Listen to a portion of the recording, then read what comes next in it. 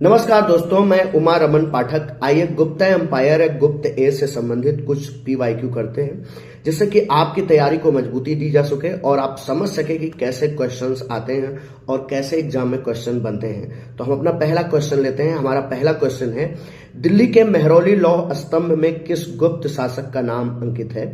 आपके ऑप्शन है चंद्रगुप्त द्वितीय, समुद्रगुप्त, स्कंदगुप्त और श्रीगुप्त।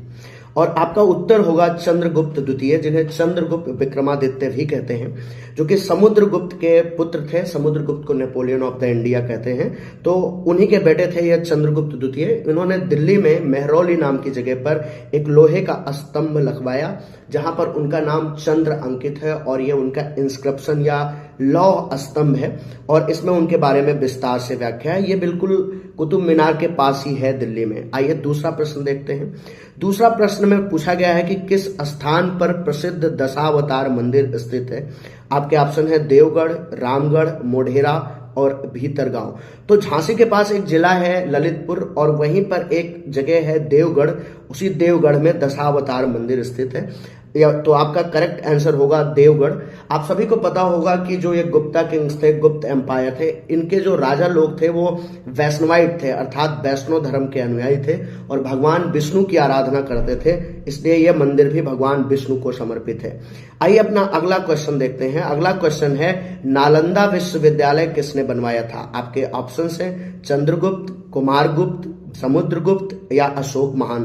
तो आपको पढ़ाया गया ही, आपको बताया गया था कि चंद्रगुप्त का जो बेटा था उसका नाम था, चंद्रगुप्त द्वितीय का जो बेटा था उसका नाम था कुमारगुप्त या गोविंद गुप्त, और उसी ने बिहार के नालंदा में नालंदा विश्वविद्यालय बनाया था, जो कि बौद्ध धर्म का एक बहुत बड़ा शिक्षा केंद्र हुआ था। यहीं पर चीनी यात्री ह्वेंसांग ने भी आकर 15 साल तक शिक्षा प्राप्त की थी। तो आपका करेक्ट आंसर होगा कुमारगुप्त या गोविंद गुप्त। चलिए चलते हैं, आइए अगले क्वेश्चन को देखते हैं। अगला क्वेश्चन है, पंचतंत्र नाम की पुस्तक के लेखक कौन है? पंचतंत्र कहानियों का एक संग्रह है और आपके ऑप्शन है आचार्य चतुर्सेन, विष्णु शर्मा, प्रेमचंद्र या जयशंकर प्रसाद। तो आपका करेक्ट आंसर होगा विष्णु शर्मा।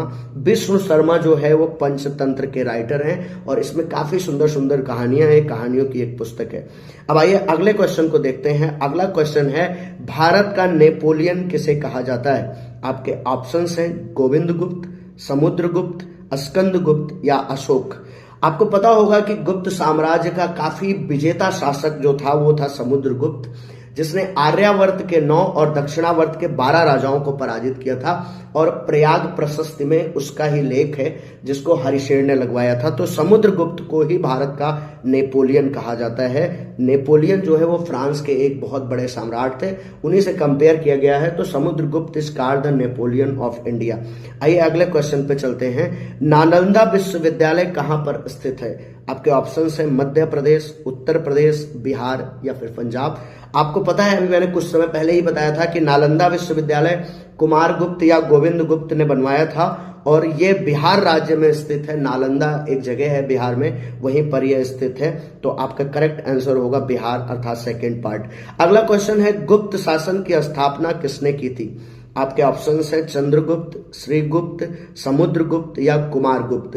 तो गुप्त साम्राज्य को ऐसा माना जाता है कि इसका जो फर्स्ट रूलर था वो श्रीगुप्त था, जिसने कि प्रयाग के पास एक छोटे से राज्य, कौशाम्बी जो एक जगह है प्रयाग के पास, वहां पर एक छोटे से राज्य की स्थापना की थी, इसलिए इसका आंसर होगा श्रीगुप्त।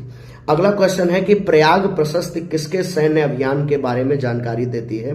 तो इसके जो ऑप्शंस है वो है चंद्रगुप्त प्रथम, समुद्रगुप्त, चंद्रगुप्त द्वितीय और कुमारगुप्त। आपको पता ही होगा, अभी थोड़ी देर पहले हमने बताया था कि जो प्रयाग प्रशस्ति है वो हरिसेन नाम के एक दरबारी कवि ने लिखवाया था और वो दरबारी थे समुद्रगुप्त के। तो समुद्रगुप्त के संस्कृत लैंग्वेज में लिखा गया है ये, और जो है प्रयाग प्रशस्त उसी पत्थर पे लिखी गई है, उसे पिलर पे लिखा गया है जिसपे कि अशोक का पीस इंस्क्रिप्शन है। उसी पे नीचे जो है, जब समुद्रगुप्त का टाइम आया तो उनके दरबारी कवि हरिशेर ने अपने राजा समुद्रगुप्त की प्रशंसा में एक अभिलेख लिखवा दिया। तो यह प्रयाग प्रशस्ति जो है वो समुद्रगुप्त से संबंधित है। अगला क्वेश्चन है, गणितज्ञ जिन्होंने शून्य का सिद्धांत दिया। ऑप्शन है पाणिनि, आर्यभट्ट, बराहमिहिर या भास्कर। और आपका करेक्ट आंसर होगा आर्यभट्ट। आर्यभट्ट ने शून्य से संबंधित सिद्धांत दिया, परंतु याद रखिएगा कि शून्य की खोज ब्रह्मगुप्त ने की थी। तो शून्य का आविष्कार करने वाले गणितज्ञ का नाम था ब्रह्मगुप्त, लेकिन शून्य का सिद्धांत जो दिया वो दिया आर्यभट्ट ने।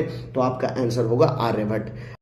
आपका अगला क्वेश्चन है, गणितज्ञ जिन्होंने शून्य की खोज की।